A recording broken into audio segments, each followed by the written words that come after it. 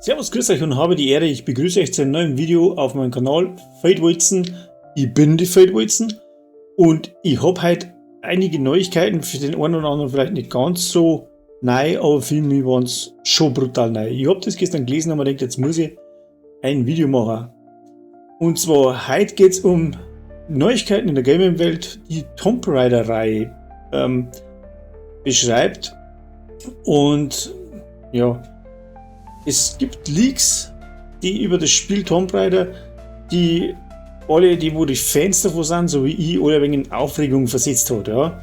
Das ist ein Open-World-Abenteuer, das angeblich in Indien spielt. Das klingt recht vielversprechend und ich möchte euch in dem Video ein bisschen was darüber erzählen, was ich so weiß von dem Video. Beziehungsweise von denen, was ich halt so gelesen habe. Ja, eine Zusammenfassung.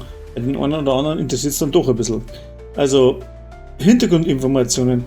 Ein bekannter Leaker hat vor kurzem zur Tomb Raider-Reihe Apps veröffentlicht. Laut den Informationen wird das kommende Spiel größer und umfassender als jedes andere zuvor. Also immer größer als wie jetzt andere Tomb Raider, was wir so gesehen haben. Das erste war brachial genial. Wie davor gesessen, da war noch ein junger Mensch, ja. Ist schon ganz lang her. Die Leaks deuten darauf hin, dass eine riesige Open World geben wird, die wie gesagt in Indien so angesiedelt ist. Es ist offiziell noch nichts bestätigt, aber es sorgt doch in der Gaming Community für regen Gesprächsstoff. Ja. Das neue Setting Indien. Es eröffnet unzählige Möglichkeiten für ein Tomb Raider-Spiel, finde ich.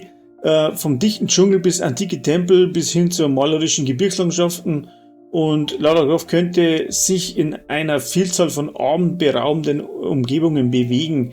Ja, ein Open-World-Setting wäre für die Tomb Raider-Reihe eine neue Richtung und könnte das Abenteuer und die Erkundungselemente noch ein bisschen weiter vertiefen. Es wäre spannend zu sehen, wie die Entwickler das Land und die kulturellen Vielfalt ein wenig so umsetzen.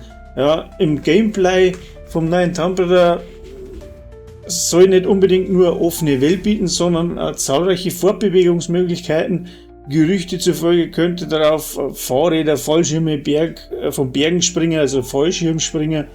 Und ja, für mich klingt das nach einer echten Erweiterung vom klassischen Tomb Raider Gameplay. Wie gesagt, ich bin ein Singleplayer, ja. Durch meine Online-Zeiten spiele ich nicht viel mit Leuten zusammen.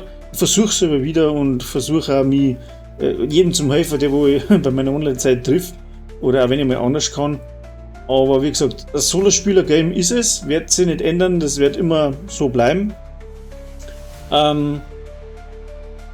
Frage bleibt halt, wie wird das neue Gameplay im Kern der Tomb Raider-Erfahrung beibehalten? Ja, wie wird es beibehalten? Weil wenn man das so liest und wenn sie das so hier, das hört sich stark nach Far Cry an. Ja? Far Cry hast auch verschiedene Fahrzeuge und so weiter. Und wenn man das mit Tomb Raider kombiniert, also mit den Rätseln, nicht nur brutal umeinander, sondern wirklich mit den Rätseln und mit dem Film mischen. Also ich sage, wenn ich Tomb Raider gespielt habe, ich bin in einem Film und spiele den Film. Action-Adventure halt einfach. Ja. Ein bisschen rennen, ein bisschen springen, ein bisschen fallen, ausweichen, ein bisschen Rätsel enträtseln. Also mir taugt das. Ja. Ich hoffe, einige taugt das auch. Von den Fanreaktionen her habe ich gefunden, die Fans reagieren da gemischt. Einige freuen sich über mögliche Open-World-Mechaniken und die damit verbundene Freiheit, während andere befürchten, das traditionelle Gefühl von Tomb Raider verloren gehen könnte. Einige Kommentatoren haben im Spiel bereits, wie Justin Coase, glaube ich, sagt man, verglichen, jedoch mit Lara Croft als Protagonistin. Also besonders langjährige Fans hoffen, dass der Entwickler trotz der neuen Features einen Fokus auf herausfordernde Rätsel und Erkundungen und Storytelling behalten. Also jeder hofft einfach, dass das Grundlegende von Tomb Raider nicht zu stark verändert wird. Ja. Ich habe da noch ein paar Videos gesehen, die darf ich leider nicht bringen. Das einzige, was ich gefunden habe, das was ich auch bringen darf, fand die, wie sagt man zu den Dingen?